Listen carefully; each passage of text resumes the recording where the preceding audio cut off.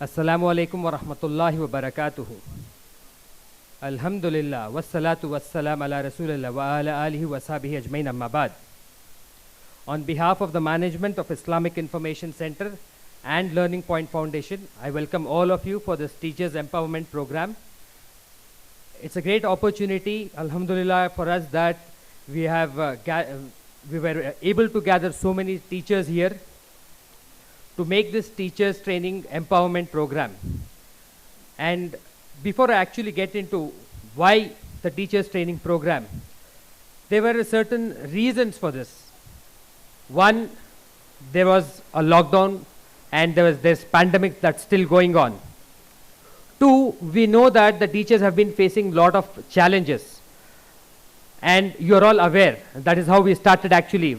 While we could actually officially start the program, we were actually discussing what are the challenges that you all face, and that is what we wanted to discuss.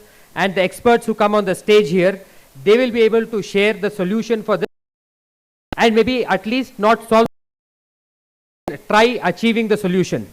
So with this intention and understanding the problem and what are the soft skills that we require as teachers, we have planned this program. Now, when we are starting this program, this is only a launch pad. And what we have planned is, inshallah, every 2 months or every quarterly, we will be having programs in different venues, one in RT Nagar, maybe one in different parts of Bangalore, wherein we will have different beginning. This is just the beginning. We are getting orators from different backgrounds so that we understand what are the skills that we need to carry.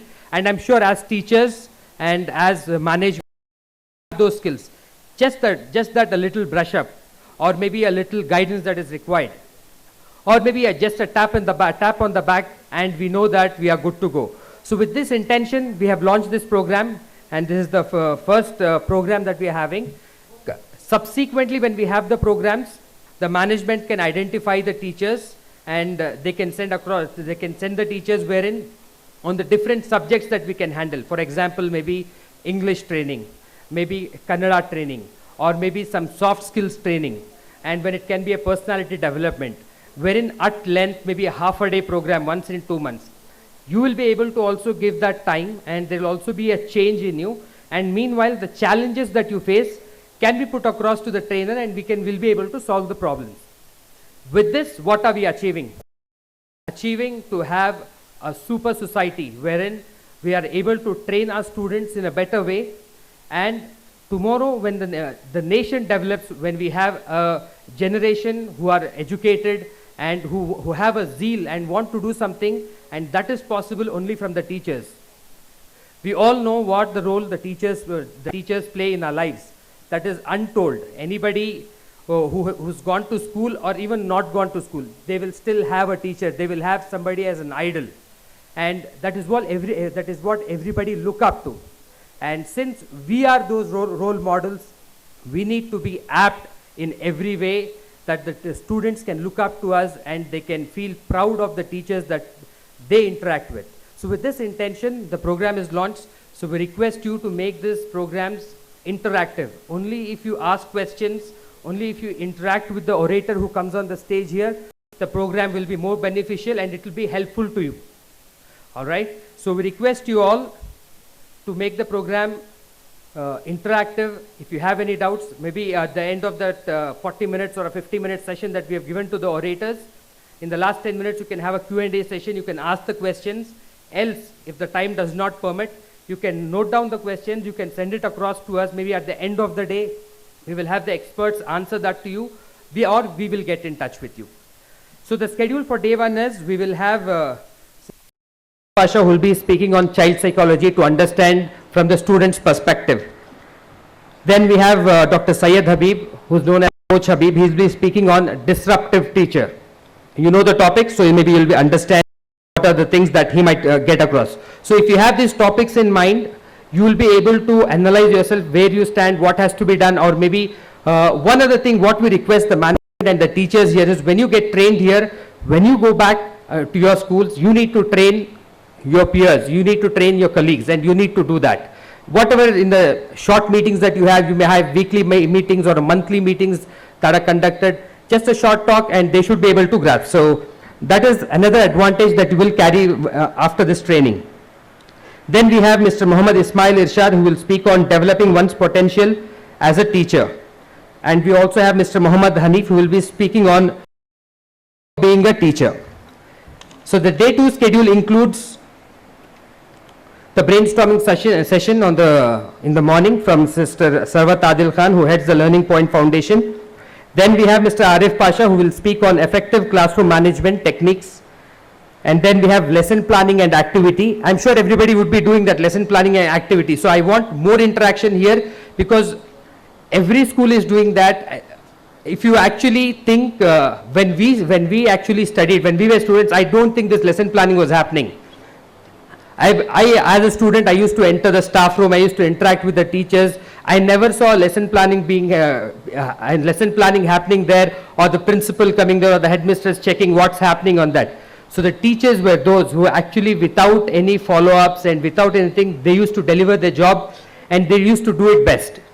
Today, we have so many resources. We have ready-made resources. For example, if you take Pearson publication, they give you everything. As a teacher, if I'm not a teacher, I'm from the management side, but I can walk in with a book, I can come here, I can teach the students. That is how the syllabus has been prepared. The lesson planning is already done. So what is it that extra that we can give to the students today? So when one job is being done, what is that extra that we can give? How we can manage? So that's a very good session that we have. So more interaction, and trust me, you should not allow the speaker to speak there. You should be able to give them suggestions, and you should see to it that the trainer comes 100% prepared, and he should feel that. Then we have Ms. Arshia, who will speak on developing effective learning skills. And Amina Mudassir from Sigma Foundation, he will speak on expertise sharing. Then we have Mr. Muzaffar, who is an advocate as well. He will speak on the importance of regional language. He is from Mangalore, and he has a hold on Kannada language and what are the challenges that we face.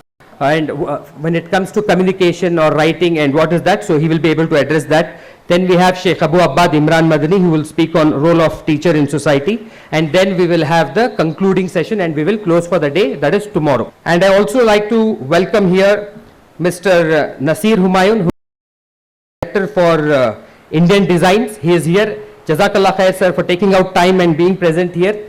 He is a philanthropist as well. And I will invite him as well on the stage. I would like him to share his story from the time you were a student till date. He runs a successful business and he's one of the top businessmen in Bangalore.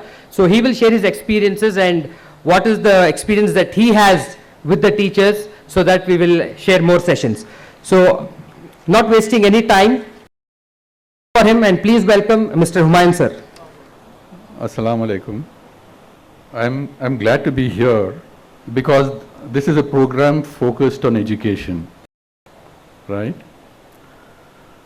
We know that for any individual, for any community, or any society, the key factor is education, right?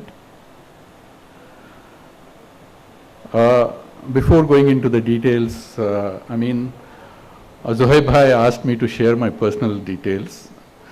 I'll not share too many, but I can just tell you that my grandmother was a teacher, my mother was a teacher, and my wife is a teacher, right?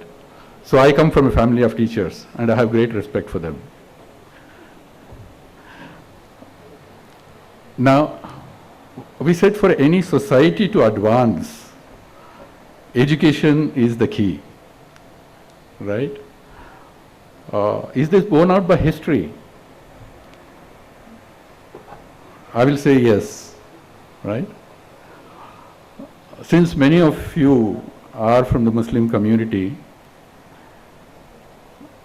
I will just take some brief topics from the Muslim history or Islamic history. Today, for higher education, we go to Oxford and Harvard, right? these are considered the pinnacle of the repositories of knowledge today.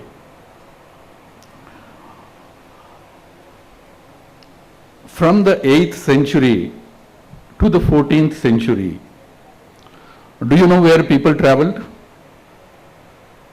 How many of you know that?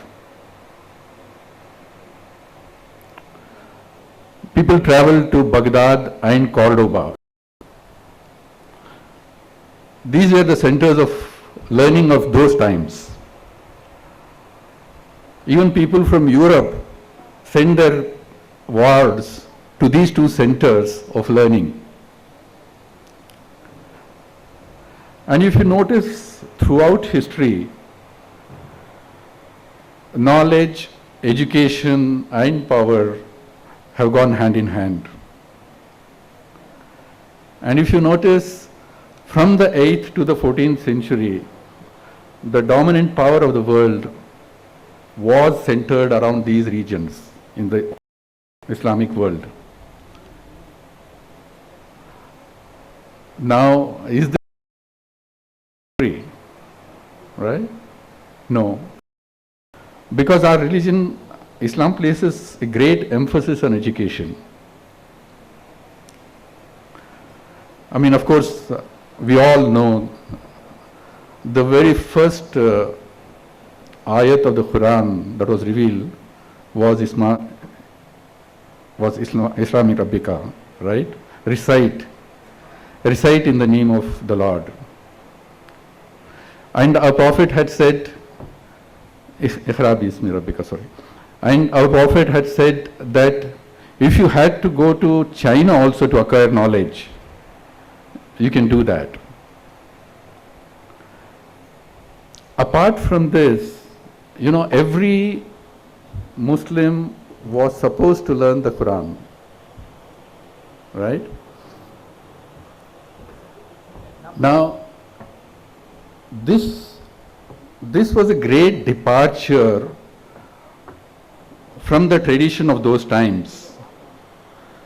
Generally, during those times, there is a small clergy which was supposed to know the religious text and interpret that to the rest of the people. Islam was the first religion which said everyone has to study the Quran, right? And Quran was committed to writing. Everyone had to read it. I mean, what did this result in? That every person in these lands became literate. This was the democratization of education that Islam brought about.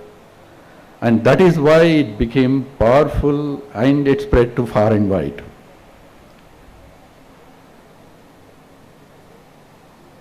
One was this, you know, that everyone became literate. The other was the openness to ideas. I'll just take one brief incident from the Battle of the Trench, right? Jang-e-Khandaq, they say, right? Many of you know that there was this powerful army of Confederates of almost 10,000 that was marching towards Medina to attack the Prophet and his followers. The Muslims were a small community at that time. They did not have enough people, right? They could not face this huge army. Salman Farsi was a companion of the Prophet at that time.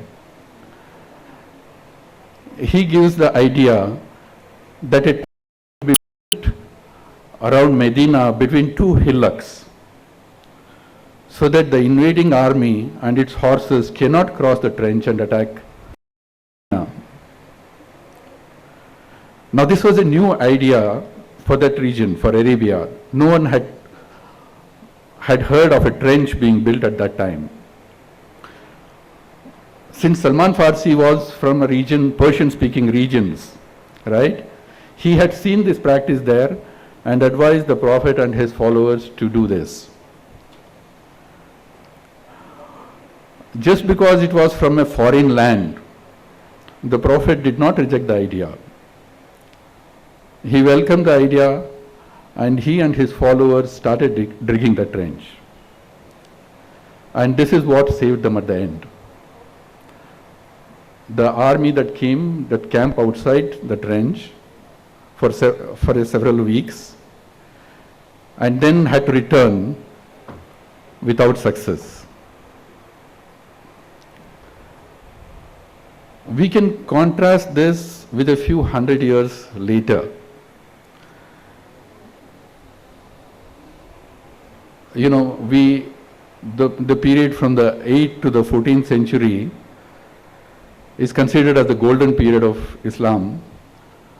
And in the 1400s, we have the Ottoman Empire, which is one of the biggest empires of all time, right? But during the same period, Europe was going through a renaissance. There are a lot of new ideas in art, literature, and science coming up, right? There were new inventions. And it was during this period, in 1440, that in a German town called Gutenberg, the first printing press was invented, right? Till that time, the books had to be copied by hand. And you can imagine how laborious a process this is, right? The printing industry or the printing press revolutionized the spread of knowledge and learning, right? Thousands of books, hundreds or thousands of books could be printed and distributed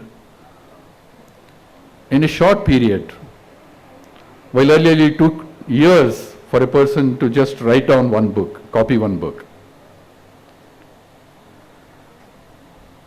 Unfortunately, the Ottoman Empire did not welcome this. The chief imam of that time passed a fatwa in 1483 saying that the use of printing press by Muslims was haram, right? For 250 years, the Muslim regions were deprived of the use of the printing press. And you can see that it was during this period that Europe progressed in leaps and bounds, and the Muslims lost their influence and power over a period of time, right? It came to the point till the Ottoman Empire was called the sick man of Europe. What you have to see here is the contrast in the openness to new ideas.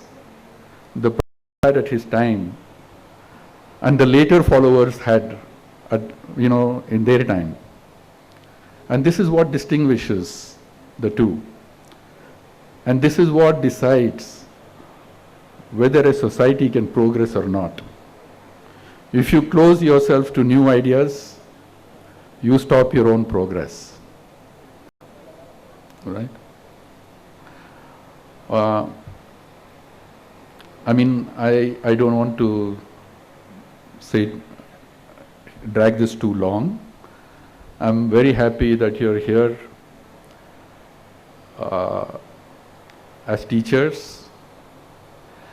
If we have to be good citizens of this society, good citizens of our country, we have to ensure that our children get educated.